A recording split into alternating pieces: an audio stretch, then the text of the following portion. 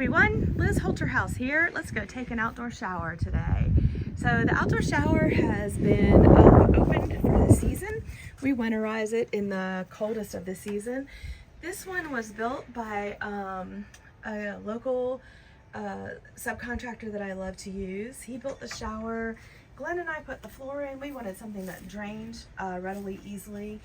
And this shower was built with Piper in mind, and of course my granddaughter in mind, or any little people, because you've got the dual shower heads here, and this works great for the dog or my granddaughter.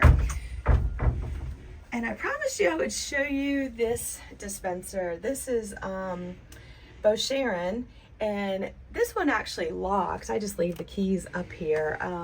I could not find the same one that I had inside. I think the inside one is now back in stock after COVID, but I absolutely love that one, but this one works just as well.